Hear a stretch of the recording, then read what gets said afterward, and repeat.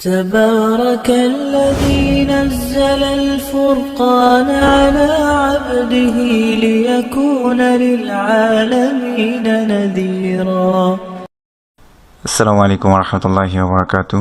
بسم الله والحمد لله والصلاة والسلام على رسول الله وبعد. আলহামদুলিল্লাহ, আজকে আমরা লেসন 28 শুরু করব। আজকে আমাদের যে হার্ফটা নিয়ে আমরা দেখতে পাচ্ছি এটা রর মতো, কিন্তু তার উপরে একটা নুক্তা আছে, সেটা হচ্ছে জা।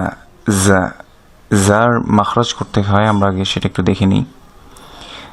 জা, সিন, সদ, এই তিনোটা কিন্তু একই জায়গা থেকে উচ্চারিত হয়। এদের মাখরাজ বা উচ্চারণ স্থান হচ্ছে আপনার জিহ্বার আগা, সেটা সামনের নিচের দাঁতের গোড়া অথবা মাঝখানের সাথে লেগে উচ্চারিত হবে। আবার বলছি, জিহ্বার আগা সামনের নিচের দাঁতের গোড়া অথবা তার মাঝখানের সাথে লেগে, দাঁতের মাঝখানের সাথে লেগে উচ্চারিত হবে জা। জা ঠিক ওখানে কিন্তু জিহ্বাটা লাগিয়ে দিতে হবে এবং জিহ্বাটা ফ্ল্যাট থাকবে। জা এবং সিন সেম জায়গা থেকেই উচ্চারিত হবে। সিনও কিন্তু এখান থেকে উচ্চারণ হবে। সিন, সিনের ক্ষেত্রে কী হবে, একটা তীক্ষ্ণ বাতাস সহ আমরা এটাকে উচ্চারণ করব। সিন, এটা হবে জা। জা জা জার ক্ষেত্রেও সেম, আমরা ওই জায়গায় জিহ্বাটা লাগাবো এবং আমরা এটা জিহ্বার আগাটা নিচের দাঁতের মাঝখানের সাথে লাগবো।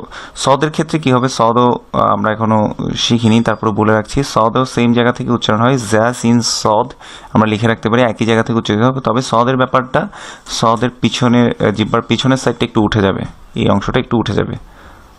সদ, জা, সিন। সিন এবং জা সেম স্টাইলে হবে, অর্থাৎ জিহ্বাটা ফ্ল্যাট থাকবে। আমরা এরপর বইয়ে চলে যাই। তাহলে জা, জায়ের সাথে ফাতহা দিলে বা আ যুক্ত হলে জা। জা, আচ্ছা আমরা এটা পড়ি। তাহলে এটা জা, এটা অনেকটা রর মতো দেখতে। দাল কিন্তু এভাবে গোল ধরনের হয়, আর র জা এগুলো একটু লম্বা ধরনের হয়। তাহলে একটা নুক্তা থাকবে রর মতো দেখতে, তার উপর একটা নুক্তা, এটা জা। জায়ের সাথে আযুক্ত জা, এক দাগের নিচে এক নুক্তা, এটা বা, তার উপরে আযুক্ত করা অথবা ফাতহা দেওয়া বা। জাবাদুন, জাবাদুন, জাবাদুন। জা, জাটা গিয়ে ওয়াওকে ধরেছে, ফাতহার বামে ওয়াও। জাউ, জাউ, এটা জিম, জিমের উপরে উন যোগ করা অথবা দম্মাতান দেয়া। জাউজুন, জাউজুন। এরপর আমরা দেখি আটা কি জাকে ধরেছে, আজ।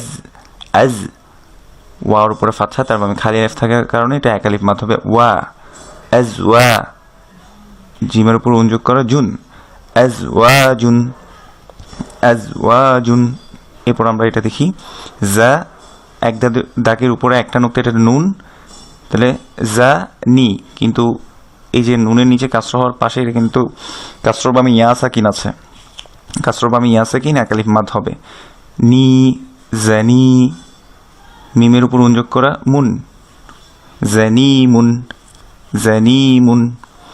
এরপর এটা দেখি এক দাগের উপর এক নুক্তা, এটা হচ্ছে নুন, নুনের উপর আযোগ করা না। এইভাবে লম্বা করে যেটা আছে তার উপর একটা নুক্তা, হচ্ছে জা। যার সাথে আযোগ করা জা, নাজা। লামের সাথে আযোগ করা লা, নাজালা।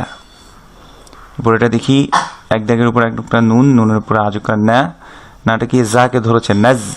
নাজ, তারপর যার উপরে আযোগ করা, অর্থাৎ ধরেছে কেন, কারণ এখানে তাজদিদ আছে, তাজদিদ মানে এখানে একটা লুকায়িত সাকিন আছে।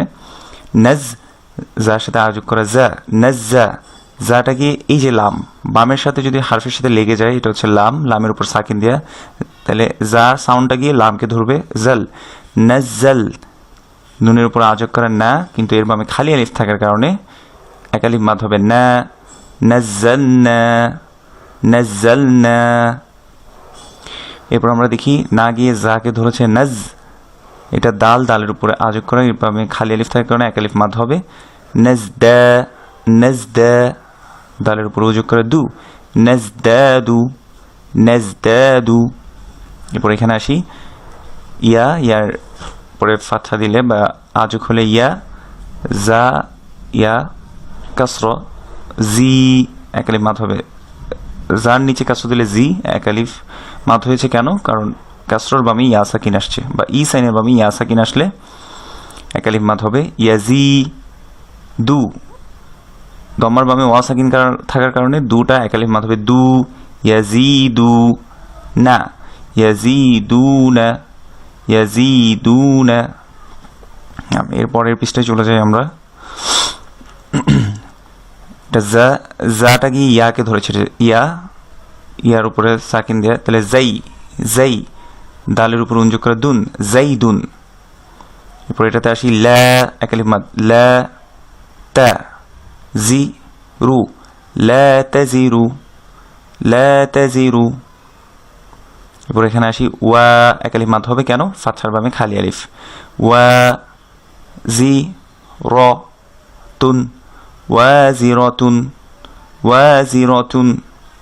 এরপর এখানে আসি ইয়াক, এই ইয়া সাউন্ডটা গিয়ে কাফকে ধরেছে কারণ কাফের উপরে সাকিন, ইয়াক নি, এক দাগের উপর এক নুক্তা, এটা নুন, নুনের সাথে ইযোগ করে নি, ইয়াক নি, যার সাথে উযোগ করে জু, কিন্তু এর বামে ওয়াও সাকিন থাকার কারণে একালিফ মাদ হবে জু, ইয়াক নি জু, ইয়াক নি জু না, ইয়াক নি জু না, ইয়াক নি জু না। এরপর আমরা এখানে দেখি কাফের উপর ফাতহা দিয়ে কা, এরপর নুন সাকিন ক্যান, নুন সাকিনকে গিয়ে ধরেছে ক্যান, তারপর যার উপরে দম্মাতান বা উন যোগ করা জুন, ক্যানজুন। এখানে একটা ছোট্ট রুলস আমরা লিখে রাখতে পারি স্টার মার্ক দিয়ে, সেটা হচ্ছে যা নুন সাকিন, এই যে নুনের উপর সাকিন যেহেতু আছে সেহেতু আমরা এটাকে নুন সাকিন বলছি। নুন সাকিনের পরে যদি যা আসে তাও ইকফা হবে। ইকফা মানে কি বলেছিলাম আগে, যে ইকফা মানে হচ্ছে নুনের যে আসল উচ্চারণ বা আসল সাউন্ড যেটা নুন বা আন বান, এভাবে যে সাউন্ডটা আছে নুনের, সেই নুনের সাউন্ডটাকে গোপন করে ফেলা। তাহলে নুন সাকিনের পরে যা আসলে তখন ইকফা হবে, ক্যানজুন, ক্যানজুন, ক্যানজুন। এভাবে করে পড়বো আমরা ইনশাআল্লাহ। যদি পড়তে না পারি এখন সরাসরি পড়ে যাব, ক্যানজুন, ক্যানজুন, এভাবে পড়বো। এরপর আমরা দেখি যে এখানে আটা গিয়ে লামকে ধরছে, এটা হচ্ছে লাম যেটা বামের হারফের সাথে লেগে যায়। আল জু, জিমের উপরে উজু করা জু, আল জু, রর উপরে উজু করা রু, আল জুরু, যার নিচে ই যোগ করা জি, আল জুরুজি, আল জুরুজি, আল জুরুজি। এরপরে আমরা এখানে আসি রর উপরে ফাতহা, এটা গিয়ে মিমকে ধরেছে রম জুন, রমজুন, রমজুন। এরপর এটা দেখি লু মা জাতুন, লুমাজাতুন, লুমাজাতুন। নাম আমরা আরেকবার একটু পড়ে দিচ্ছি যা যা আমরা এখানে পড়েছিলাম। জাবাদুন, জাউজুন, আজওয়াজুন, জানিমুন, নাজালা, নাজ্জালনা, নাজদাদু, ইয়াজিদুনা, জাইদুন, লা তাজিরু, ওয়াজিরাতুন, ইয়াকনিজুনা, কানজুন, আল জুরুজি, রমজুন, লুমাজাতুন। আজকে এতটুকুই থাকুক। সুবহানাকাল্লাহুম্মা ওয়া বিহামদিক, আশহাদু আন লা ইলাহা ইল্লা আনতা, আস্তাগফিরুকা ওয়া আতুবু ইলাইক। আসসালামু আলাইকুম ওয়া রাহমাতুল্লাহি ওয়া বারাকাতুহু।